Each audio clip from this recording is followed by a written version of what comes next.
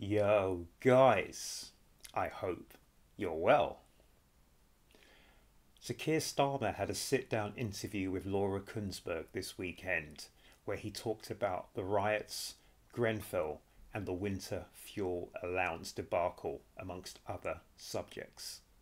Starmer told Kuenssberg he came into politics after his glittering career as a lawyer to change the country for the better and to use his mandate for change, and we are now on the next stage of this journey for change for this country, and this is his chance to change this country. I'm not sure about you, but to change something to me, it just means to alter its state. Starmer keeps saying change, but change could either be for the better or for the worse. So what actually does Starmer mean when he says change? If he changes the United Kingdom for the worse, then we can't argue with him, can we? Because he would be correct in saying that he has changed the country. But I'm curious, and as I always say, it's so important to take note of the words these politicians and media people use. Semantics deals with meaning. Change in the dictionary is defined as make someone or something different, alter or modify. It can also mean replace something with something else. Substitute one thing for another. So why does Starmer not say he is here to change Great Britain for the better? I'm intrigued because with politicians and with lawyers, it is imperative that you take heed of the words and language they use. Kuenssberg asked Starmer about the recent UK riots that took place in 20 towns and cities across the kingdom, and what Starmer meant about there being a huge societal hole. Starmer said the riots were symbolic of a broken society, and then he doubled down again on the riots and violence, which no one does anyway, having no justification. He doubled and tripled down on the riots being, in his words, far right in the main. And in my opinion, he threw anyone who has concerns or issues with immigration or immigration policies into the same pot as the far right, which really has gotten many people's danders up, as there are countless differing reasons as to why people are concerned with what is happening in our country, and to be honest, in other countries across Europe. I believe this whole episode has been a windfall for Starmer that's fallen into his lap, and that's allowed him to push forward on his crusade to revoke all of our freedoms and civil liberties, and is why he is pushing forward so hard on what was a spontaneous outrage in the same vein as the riots that occurred in 2011, which were also hijacked by opportunists and looters and people with extra long criminal records, rather than some planned conspiracy. Starmer smugly told Kuenssberg that if someone threw a rock or a plank, or even worse, on a Saturday or a Sunday night, he had ensured that they would be in jail within a week. And when asked if the rioters were racist, Starmer said they were far right and there was racism there. And he added, when he travelled to Belfast, and he said in his own words, there was no doubt that there was racism there. There was racism there. There was racism far right, and it was totally illegitimate, and those are Starmer's own words. It seems that Starmer will not move on calling the Irish as racist. Anyway guys, I'd like to play some footage here of Kuenssberg asking Starmer about the Winter Fuel Allowance. It's been a very eventful few months already. One of the decisions also that has attracted huge amount of attention and has very much upset some of our viewers is your decision to remove winter fuel allowance from the majority of pensioners. As you know, our viewers like to give us questions for politicians, and Ray Bosdet, who voted for you, wrote in to say, I thought I might regret my vote within a year. I certainly didn't think I would regret it by the first decision made by the new government. Wow. So this is a Labour voter who'd voted for Starmer said, I thought I might regret my decision within a year, but I certainly didn't think I'd regret it within the first decision of this Labour government. To attack the pensioners, those in this country who cannot go on to strike, to show our disgust. What do you say to Ray, who voted for you and feels terribly let down by this decision? What I say to Ray and to many people who will have concerns, who are watching this and listening to this, is that we were voted into office to bring about change, to make sure we improve living standards, make people feel better off, to improve public services, to deal with crime, deal with immigration and issues like that.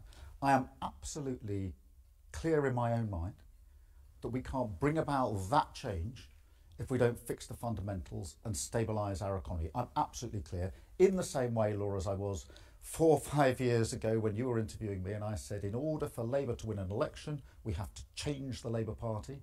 Equally clear in my mind, in order to deliver the change, which we will deliver, we have to fix the foundations now. And that's tough decisions. So he keeps going on about fix the foundations.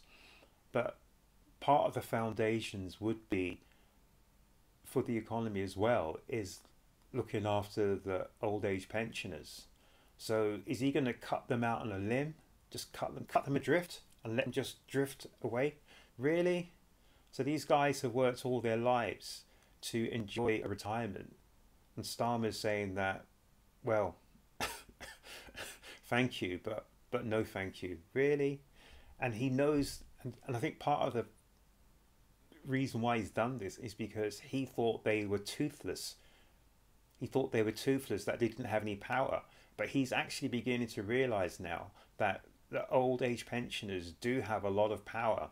There's a lot of power that these pensioners have, and it's starting to bite back. He thought that he could basically cut them adrift and they wouldn't say anything, they wouldn't stand up for themselves.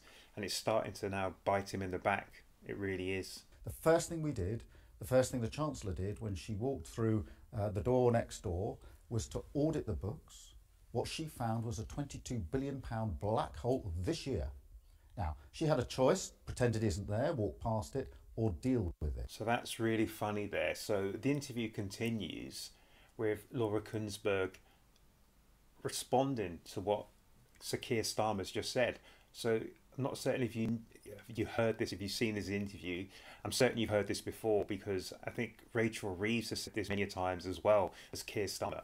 So apparently they walked in, they looked at the finances and saw there was a £22 billion whole deficit, which would not balance the books.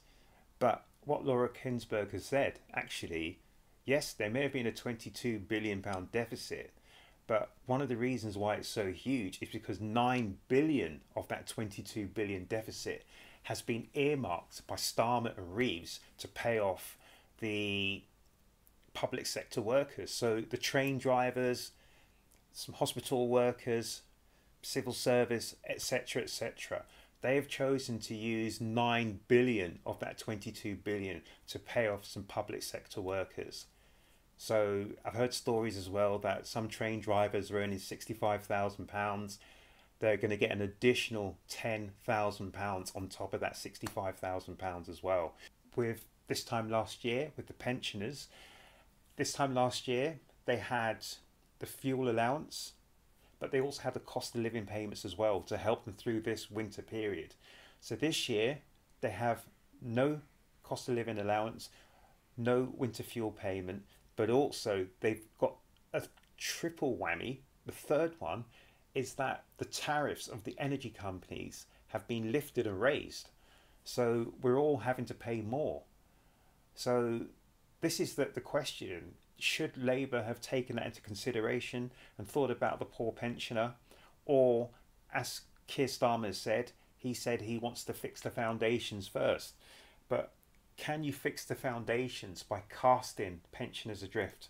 Can you cast the whole raft of the demographic adrift just to fend for themselves, to have the awful dilemma to heat or to eat this winter?